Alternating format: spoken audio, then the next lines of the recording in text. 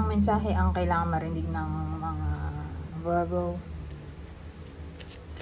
mula October 16 to 31, 2024? Pwedeng nangyayari na to o mangyayari pa lang. Kung hindi man para sa inyo itong magiging reading, di baka para sa someone na malapit sa inyo o sa someone na kakilala nyo mismo. Baka may lumabas na gender mamaya, gawin nyo na lang energy, masculine at feminine energy. Hindi ko alam kung anong magiging reading, kung positive ba o negative, depende sa kung anong mapipick up kong energy. Nahulog to, baka may meaning siya pa na unang nahulog bago ko to nilapag. So ito na lang. Ano to, interesting. Pero maganda siya, in fairness. Wala namang pangit dito sa cards na to.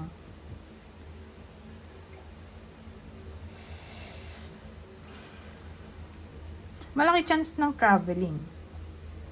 Whether dito lang sa Pilipinas o abroad. Immigration. Pero long distance traveling to. Hindi siya short.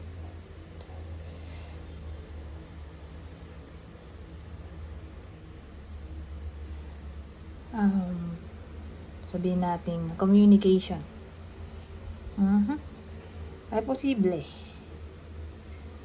Kung ang person ng iba sa inyo ay nasa abroad o malayo sa inyo, sabihin natin long distance. Long distance relationship with crush nyo to o ito mismo yung karelasyon nyo. So saan natin ito, arrows of love to multitasking nga rin to may nabasa kong gano'n na yun nga sabay-sabay ginagawa. Ito kasi pwede rin siyang completion of something, accomplishment, fulfillment na yun nga, sabay-sabay ginagawa o gustong matapos.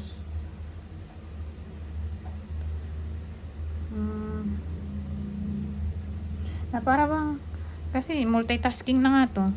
So pag ganun, ang advice ay magkaroon ng list ng gagawin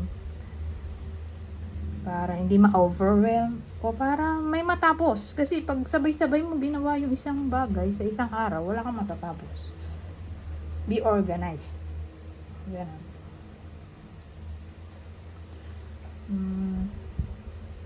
Kasi mabilis kumilos o mabilis kumilos o maksyon, mag-isip. Impulsiveness ay posible.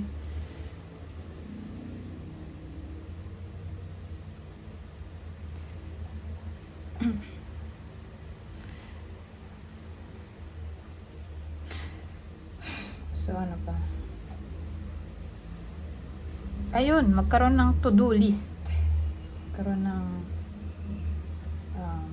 note na dapat gawin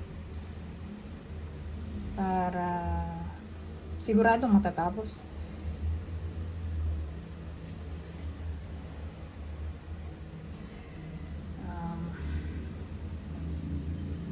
Ano pa ba? So, kung dito naman sa the world,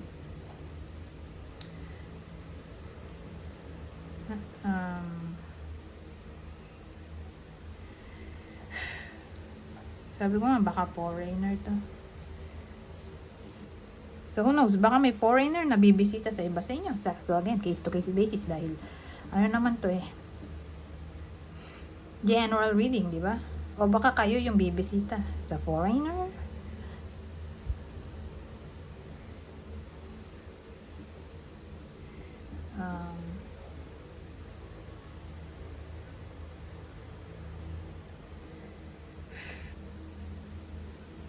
Pero malaki ang chance na may ma-accomplish yung iba sa inyo kasi ito na yung final card. So ibig sabihin may wish na maaari magkatotoo.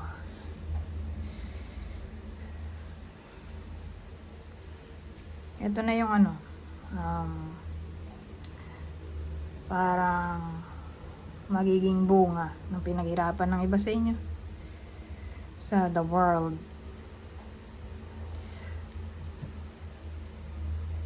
Anyways, ano tayo dito? Ang masasabi nito. So dito may lalaki. So yung lalaki baka magkasakit dahil may short illness tayo. Kundi yan sakit. Pero don't worry, short nga. Ibig sabihin temporary. Kundi yan sakit, temporary conflict, temporary problems, temporary obstacle. So sana natin yan para sa lalaki. Lalaki lang. Okay, wag na mabahala yung nanonood na babae. Okay? Pero kung babae nanonood, halimbawa may person siya, dahil baka sa kanya tumama to doon sa person ng iba sa inyo o sa anak nilang lalaki kung wala pero may anak. Kaka-problema siya dito, pero again temporary lang yan, hindi yan matagalan. Ang bilis naman ang ready. Dagdagan ko.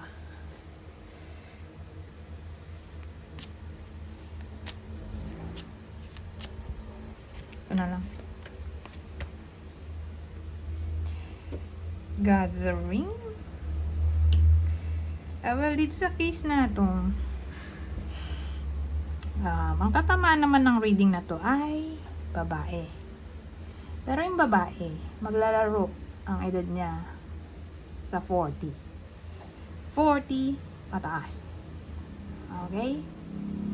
So yung babae dito napupuntahan siguro siya kasi gathering to, ibig sabihin may ka-meeting siya o pupunta siya sa occasion, celebration, gathering, occasion, reunion, meeting in general, o socialization ba, ganyan. So kung di man literal na ganun na pipupuntahan siya, di asahan natin ang group chat. Okay?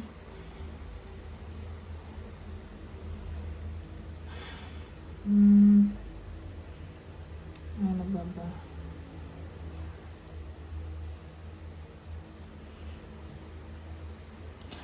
So, pwede rin itong collaboration. So magbe-brainstorming dito. Kung may work yung iba, 40 patas, babae.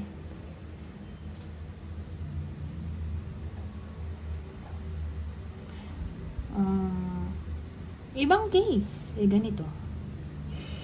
So yung 40 years old nating babae, baka may manligaw sa kanya. Baka nga nanliligaw na sa iba sa inyo. Kasi kung gano'n na nanliligaw, manliligaw pa rin yan. Hindi siya susuko. Unless, sagutin na ng iba sa inyo. Sa loob ng 2 weeks.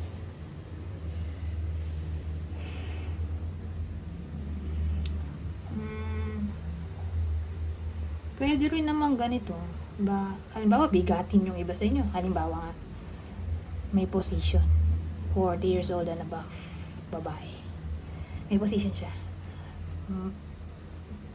May iba sa inyo na kung ganun ang dad. May lalapit sa kanya para mag-offer ng deal, project, o baka sila yung sasuggest ang maghahanap ng client para i-offer ang kanilang project, deal. Ganyan kasi pwede rin itong vice versa, di ba? Para siyang all about contract, business, ganun. business partnership.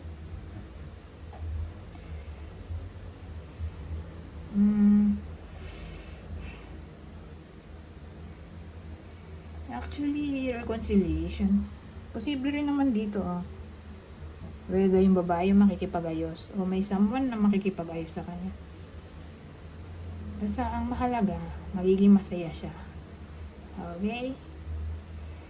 Kasi may magyayaya sa kanya eh. So, sabi ko nga, baka gagala siya. O i-deliver siya ng kakilala niya.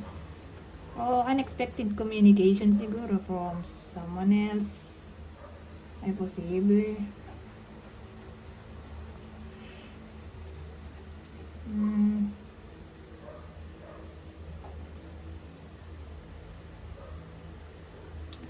Ano pa ba?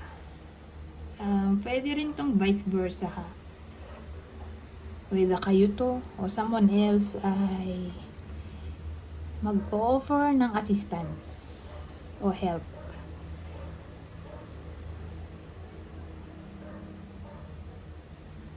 Ganun. Parang sending or receiving ng aid. Financial aid. O ewan ko kung anong aid o help ito.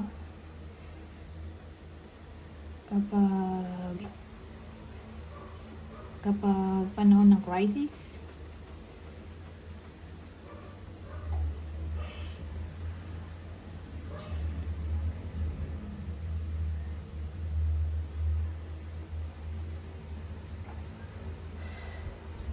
Ano ba ba?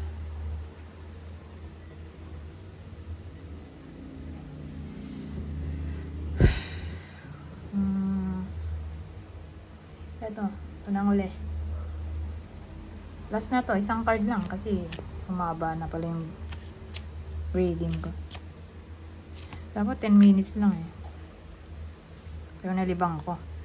So, isang card lang, decisions. The need to gain clarity through decision making. Sa madaling salita, may importanteng desisyon ang iba sa inyo na kailangan gawin o harapin sa 2 linggo na to.